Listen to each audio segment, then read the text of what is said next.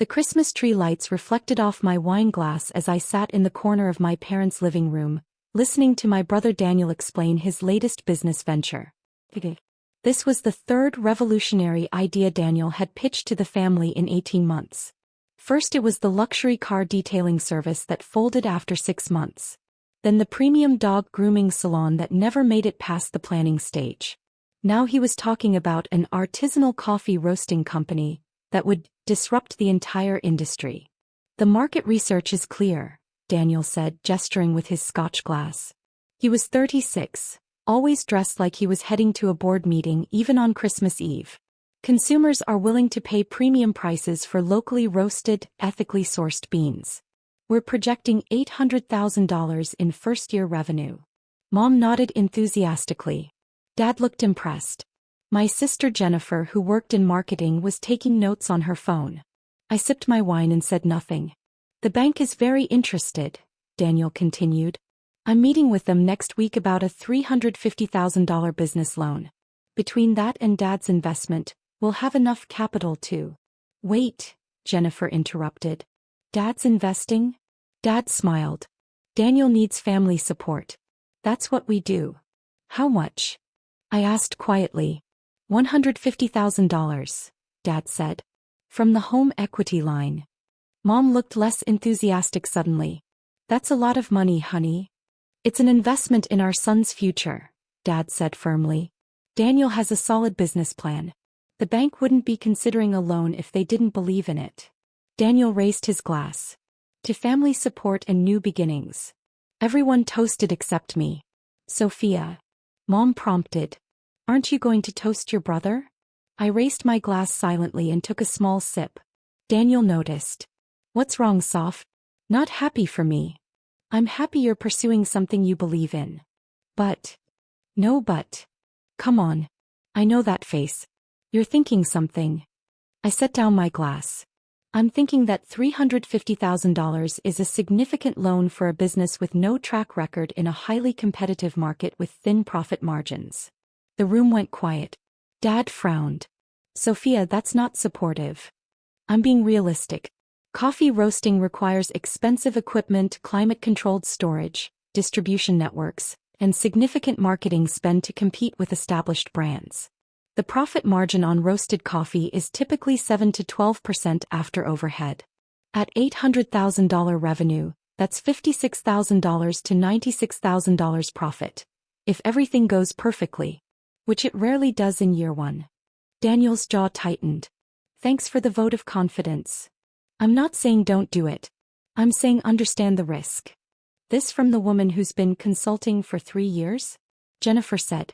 At least Daniel is taking action. Jennifer, Mom said softly. No, she's right, Daniel said. Sophia, you've been talking about starting a business since you were 25. You're 31 now. Still consulting. Still working from your laptop. Still living in that studio apartment. Meanwhile, I'm actually building something. Your third something, I pointed out. So what? Edison failed 1,000 times before he invented the light bulb. Edison had funding. I have funding. The bank loan, Dad's investment. Dad's retirement money. The room went very still. Excuse me, Dad said. The home equity line is secured against your retirement nest egg. If the business fails, you lose that money. At 64, you don't have time to recover it before retirement. Dad's face reddened. That's not your concern. You're my father. Of course it's my concern. Then maybe you should be more supportive instead of throwing cold water on everything. Daniel leaned back in his chair. You know what your problem is, Sophia? You're afraid to take risks. You hide behind your consulting because you're too scared to actually build something real. Daniel, Mom started. No, let me finish. Sophia's been playing entrepreneur for years. Little side projects, tiny clients, her business dreams. But she never commits to anything. She's the perpetual startup that never launches. Jennifer nodded. Remember that business plan she wrote? What was it for years ago? Investment consulting, Daniel said. She was going to help small businesses with their finances. Wrote this whole plan, made a website, then nothing. Back to regular consulting. That's not quite, I began. Playing entrepreneur again? Daniel mocked. Is that what you're doing? Sitting there judging my real business while you pretend to build something? Dad added, stick to your day job, Sophia. Let Daniel pursue his dreams. I remained silent. I could have told them the truth. That I hadn't abandoned investment consulting. I'd evolved it. That my tiny clients included 7 regional banks. That my studio apartment was a paid-off condo in a building I partially owned. That my consulting business had generated $2.7 million in revenue last year. I could have told them about the bank acquisition I'd closed 6 months ago. Community First Bank, a 47-year-old institution with 12 branches across 3 states. $180 million in assets. I'd purchased it for $31 million, $12 million cash, the rest financed. After identifying it as undervalued due to poor digital infrastructure and outdated management practices. I could have mentioned that I now owned 3 banks, 2 credit unions, and held significant equity positions in 4 others. That my financial services portfolio was worth approximately $340 million. But I'd learned years ago that my family didn't hear me. They heard what they expected to hear. Sophia, the quiet one. The uncertain one. The one who never quite launched. So I stayed silent. Daniel's phone buzzed. He glanced at it and smiled. That's the bank. They're confirming our meeting next week. Which bank? I asked. Community First. Why? Just curious. He looked at me suspiciously. You don't know anyone there, do you? Because I don't need you sabotaging this for me. I'm not sabotaging anything. Good. Because this loan is happening. The bank already pre-approved me. Next week is just paperwork and final signatures. I took another sip of wine. Jennifer changed the subject to her company's holiday party. Mom brought out cookies. Dad turned on the football game. The evening continued with me sitting quietly in the corner, watching my family celebrate Daniel's latest venture. As I was leaving, Mom pulled me aside. Don't take what Daniel said personally, she whispered. He's just excited and maybe a little defensive. I know, Mom. And honey, maybe he has a point. About taking risks. You're so cautious with everything.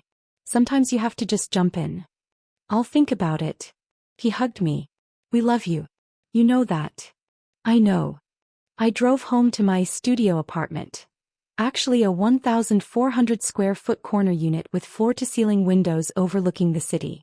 I'd purchased the entire building 2 years ago, lived in the penthouse and rented out the other 11 units. My phone rang as I was unlocking the door. Robert Chin, the president of Community First Bank. I'd hired him 8 months ago to replace the previous president who'd retired. Sophia, sorry to call on Christmas Eve. It's fine. What's up? We have a loan application that requires owner approval. Daniel Morrison. $350,000 business loan for a coffee roasting operation. I closed my eyes. Daniel Morrison is my brother. Silence on the other end. Then, I see. What's the application status? Preliminary approval from our loan officer. Standard small business loan, backed by the applicant's father's home equity as collateral. The numbers are optimistic. Projected revenue of $800,000 in year 1 for a startup in a saturated market. Your assessment? High risk. The applicant has 2 previous business failures. No experience in the coffee industry. The business plan shows limited understanding of supply chain logistics and market competition. If this were any other applicant, I'd recommend denial. But he's your brother. So I wanted to check with you first. I stood at my window looking out at the city lights. Robert, I need you to evaluate this loan exactly as you would any other application. No special treatment because he's related to me. If the fundamentals don't support approval, deny it. You're sure? I'm sure. But I want to review the application myself before final decision. Can you send it to me? Of course. I'll email it now. I spent Christmas morning reviewing Daniel's business plan. It was enthusiastic but deeply flawed. His cost projections were off by at least 30%. His market analysis ignored the 3 established roasters already operating in our city. His revenue projections assumed he'd capture 15% market share in year 1. An impossibility for a startup with no brand recognition. The collateral was Dad's house, currently valued at $420,000 with $180,000 remaining on the mortgage. Dad was planning to use $150,000 from the home equity line for Daniel's business, then secure Daniel's $350,000 loan with the remainder. If Daniel's business failed, which seemed likely, Dad would lose the house. I called Robert back. Deny the loan. Based on insufficient business experience, unrealistic financial projections, inadequate market analysis, and over-leveraged collateral. The applicant's father would be assuming catastrophic risk for a venture with poor probability of success. Understood. I'll process the denial today. Robert, make sure the documentation clearly states why it was denied. Business fundamentals, not personal reasons. Of course. I hung up and sat with the decision. I wasn't denying my brother's loan out of spite. I was protecting my father's retirement and preventing Daniel from digging himself into deeper debt. But Daniel wouldn't see it that way. The call came 3 days later. Not from Daniel, from Dad. What did you do? He demanded. Hello, Dad. Don't hello, Dad me. Daniel's loan was denied. Community First Bank rejected him. After they'd already pre-approved him. Loans can be denied during final review if you did this. Somehow you sabotaged this. Dad, I don't even work at that bank. How would I? I don't know how, but I know you did. You made it clear at Christmas you didn't support Daniel. Now suddenly his loan is rejected. Maybe it was rejected because the business plan wasn't sound. The loan officer said he didn't have enough experience. That his projections were unrealistic. That was your voice, Sophia. Those were your arguments from Christmas. Or maybe they were legitimate concerns. Daniel is devastated. He'd already signed a lease on a roasting facility. Already ordered equipment.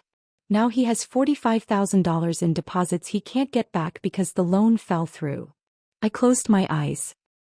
He made financial commitments before the loan was finalized? He was confident. The bank had pre-approved him. Pre-approval isn't final approval, Dad. Everyone knows that. This is your fault. You couldn't stand to see him succeed. That's not. We're having a family meeting. Tomorrow night. 7 o'clock. You need to fix this. He hung up. I arrived at my parents' house the next evening to find the entire family already assembled. Daniel sat on the couch looking defeated. Mom hovered nearby with tea.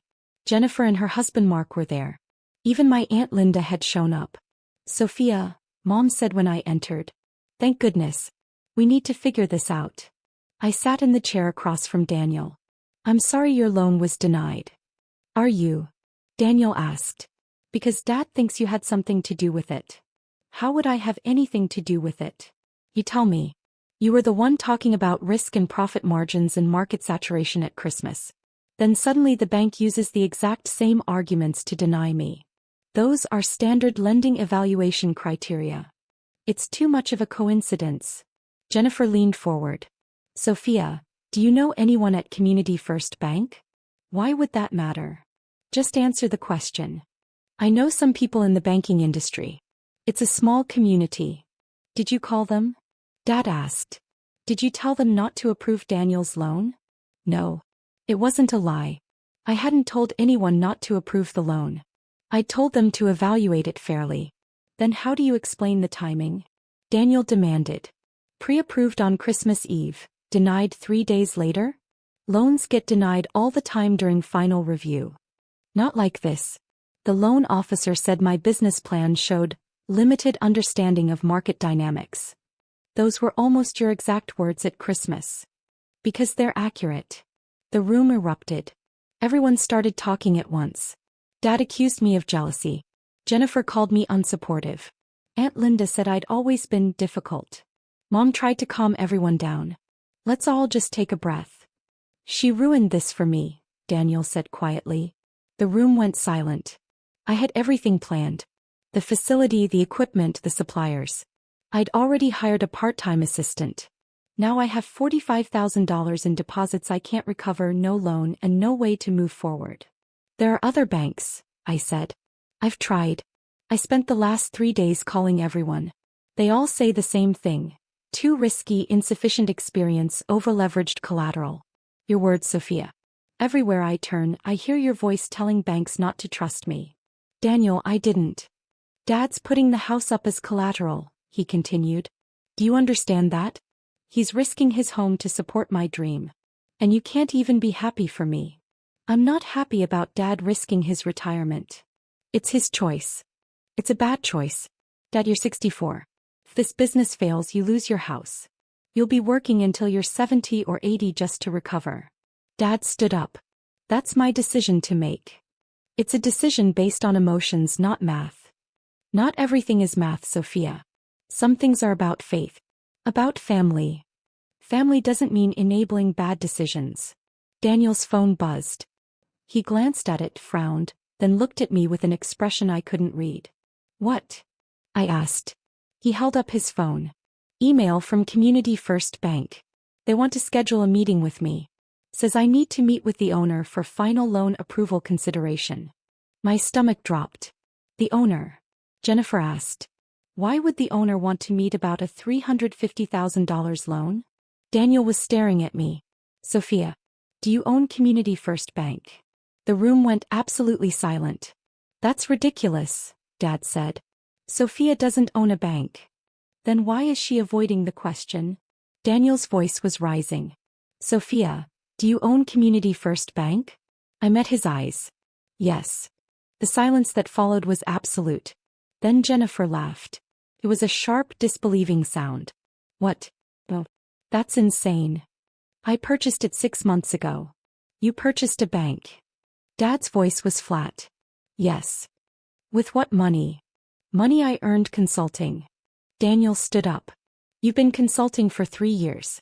Banks cost millions. Tens of millions. Community First was $31 million. I financed most of it. Mom sat down heavily. $31 million. You're lying, Jennifer said. This is some kind of joke. I pulled out my phone and opened my email. Found the acquisition closing documents. Turned the screen toward them. Daniel took the phone. His hands shook as he scrolled through the documents. Holy shit. This is real. You own my bank. I own several banks. Several. Dad's face had gone pale. 3 banks, 2 credit unions and equity positions in 4 others. Jennifer grabbed the phone from Daniel. This can't be real. How? You're a consultant. I consult on financial institutions. I identify undervalued banks, acquire them, improve their operations and build a portfolio. For how long? Mom asked. I started 8 years ago with a small credit union. Built from there. Daniel's voice was barely a whisper. You denied my loan.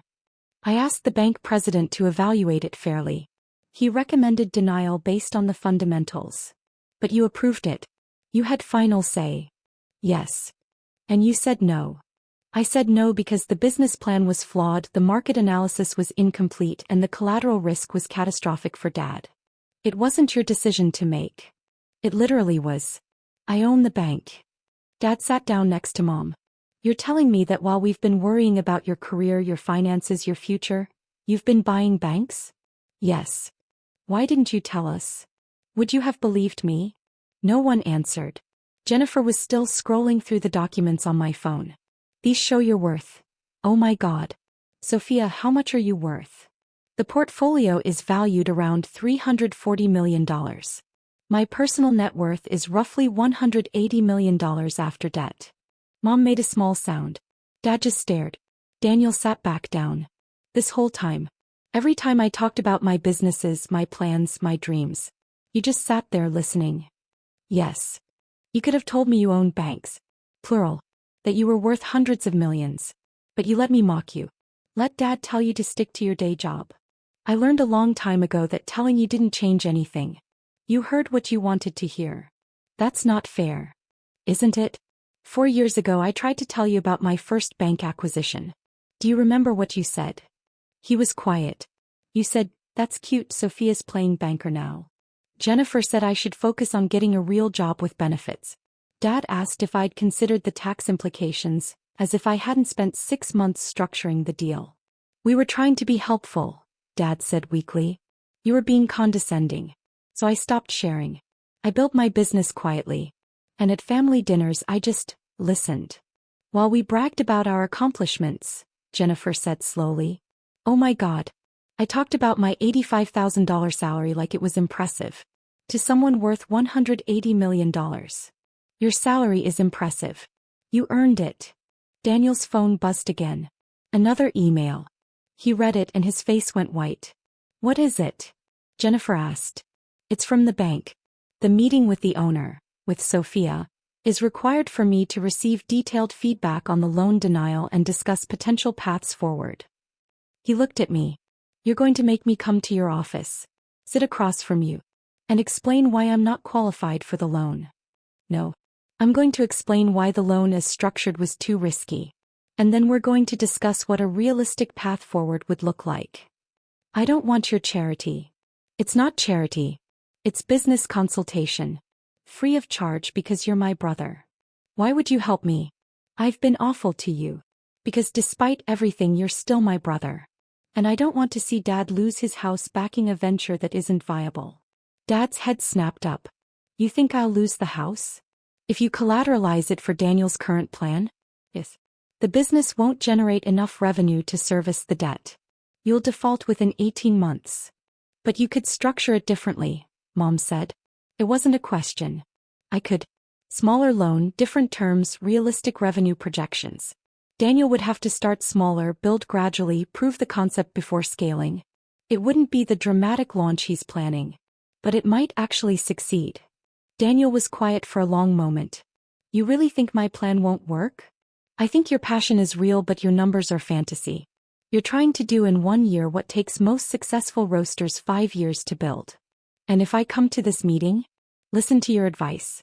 What then? Then we figure out what a viable version of this business looks like. Maybe it's smaller. Maybe it's staged. Maybe it's a different approach entirely. But it's something that doesn't destroy Dad's retirement. He nodded slowly. Okay. I'll take the meeting. I'll listen. He looked at me. I'm sorry. For all of it. For mocking you, for assuming you were failing, for everything. I'm sorry too. For not being more direct. For letting you walk into a loan denial without warning. You were protecting Dad. I was. But I could have handled it better. Jennifer handed back my phone. I feel like an idiot. We've been treating you like the unsuccessful one for years. You weren't treating me like anything. You were seeing what you expected to see. Which was? Sophia, the quiet one. The one who never quite launches. The one who needs guidance and advice. But you didn't need guidance, Mom said softly. You were already successful. I was doing fine. I just did it quietly. Aunt Linda, who'd been silent this whole time, finally spoke. How much is a bank consultation worth? Everyone turned to look at her. What? She said. I'm just asking. If Sophia's giving Daniel free consulting and she usually charges for that, how much is he getting? I considered. For a comprehensive business restructuring consultation? Usually around $50,000. Daniel's eyes widened. You charge $50,000 for consulting? That's my institutional rate. For small businesses like yours, I'd normally charge $15,000 to $25,000 depending on complexity. And you're doing this for free. Your family. I don't deserve it. Probably not. But I'm offering anyway. The meeting happened 3 days later. Not at the bank. I had Robert set it up at a neutral location, a conference room in a business center downtown. I didn't want Daniel to feel ambushed by the bank setting. I arrived with Robert and 2 of my financial analysts. Daniel came alone, carrying a worn notebook and looking nervous. Thank you for coming, I said. Didn't feel like I had much choice. You always have a choice. But I'm glad you're here. We spent 3 hours going through his business plan line by line. Robert, who'd built his career evaluating small business loans, was surprisingly gentle in his criticism. My analysts contributed market data Daniel hadn't seen. I focused on the big picture, what was possible versus what was probable. By the end, Daniel's original plan had been completely restructured. Instead of a $350,000 loan to open a full roasting facility immediately, we proposed a $75,000 loan to start with a co-roasting arrangement. He'd use someone else's facility, learn the business, build a customer base, prove the concept. Once he hit specific revenue milestones, We'd consider expanding to his own facility. This feels small, Daniel said. It is small. That's the point. You learn on someone else's equipment. You build expertise. You make mistakes when the stakes are low. It could take 2 years to get to where I wanted to be in 6 months. Or it could take 6 months if you're really good at this. But you'll get there with money in the bank instead of drowning in debt. He looked at the revised projections. Dad's house isn't collateral in this version. Dad's house never should have been collateral. If you can't get a business loan without risking your parents' retirement, you're not ready for that business loan. That's harsh. It's honest. He nodded slowly. Hey, I'll do it this way. You're sure? Yeah. Actually, looking at these numbers, your version makes more sense. I was trying to do everything at once because I was afraid if I didn't move fast I'd lose momentum. But you're right, I'd probably just lose money. Robert slid the new loan documents across the table. This is pending board approval, but given Ms. Chen's position, that's a formality. Daniel looked at me. You're approving this? On the condition that you work with our small business advisory team. Monthly check-ins, quarterly reviews. We want you to succeed, but we also want to make sure you're on track. That's fair. He signed the documents. Afterward, as Robert and the analysts packed up, Daniel hung back. Can I ask you something? He said. Of course. Why did you do this? After how I treated you, you could have just denied the loan and been done with me. Because you're my brother. And because I remember what it's like to have a dream that everyone thinks is stupid. Your dreams weren't stupid. You bought banks. I bought banks after years of people telling me I was wasting my time, that I should get a real job, that my ideas were too ambitious. We said that to you. You did. And I almost believed you. But I decided to do it anyway. And now you're worth $180 million. Now I'm running businesses I believe in. The money is just a side effect. He smiled. You sound like one of those motivational speakers. Sorry. No, it's good. It's. He paused. Can I tell you something? Always. I always felt like I was competing with you. Even when I thought you were failing. There was something about the way you just did things. Quietly, without drama. It made me feel like I had to be louder, bigger, more impressive just to be noticed. Daniel, you never needed to compete with me. I know that now. But for years I was the successful one. The impressive one. And you were. I don't know what I thought you were. But I needed you to be less than me so I could feel like more. That's honest. I'm trying to be better about honesty. We walked out together. In the parking lot, Daniel stopped beside his car. One more thing, he said. At the next family dinner, can we not tell everyone about this? About you helping me restructure the business. Why not? Because I want to do this on my own. Prove I can make it work without my rich sister bailing me out. I'm not bailing you out. I'm offering you a fair loan at market rates with reasonable terms. Still, I want to succeed or fail on my own merit. I understood. Hey. As far as anyone knows, you got a smaller loan from Community First based on your revised business plan. Which is true. Which is true. He smiled. Thanks, sophomore. Good luck with the roasting. I'll need it. The family dinner the following Sunday was different. Daniel announced he'd gotten loan approval from Community First, for a smaller amount with a different approach but approval nonetheless. Everyone celebrated. Dad looked relieved that his house wasn't collateral. Mom was happy Daniel had support. Jennifer asked intelligent questions about the co-roasting model. And I sat in my usual corner drinking wine, listening to my family talk about their lives. Except this time when Daniel described his business plan, he'd glance at me occasionally. A small look. Just checking that he was explaining it correctly. Getting the details right. After dinner, Mom pulled me aside in the kitchen. I want to apologize, she said. For what? For not seeing you. For all these years I thought you were struggling. I worried about you constantly. Your small apartment, your uncertain career, your quiet life. And the whole time you were building an empire. It's not an empire, Mom. It's just a business. It's a $340 million business. Fair point. He hugged me. I'm proud of you. I should have said that years ago. You're saying it now. That counts. Are you happy? Truly happy? I thought about it. My portfolio of banks and credit unions. My team of analysts and advisors. My quiet condo with the city view. My life built exactly how I wanted it, without drama or spectacle. Yeah, Mom. I'm happy. Good. That's all I ever wanted for you. 6 months later, Daniel's coffee roasting operation was thriving. He'd built a loyal customer base, developed relationships with local cafes, and was on track to hit his revenue milestones ahead of schedule. At a family barbecue, he pulled me aside. I'm ready, he said. For what? My own facility. I hit the targets you set. Revenue, profit margins, customer retention. I'm ready to expand. That's fantastic. I wanted to ask, can we meet? About a larger loan. Of course. And Sophia? This time I'm coming with realistic numbers. Good. That'll make the approval process much easier. He laughed. I've learned a lot in 6 months. About coffee roasting. About business. About patience. About the difference between dreaming and planning. He paused. About humility. That's the big one.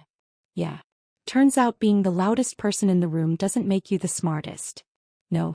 But being willing to learn does. We met the following week at the bank.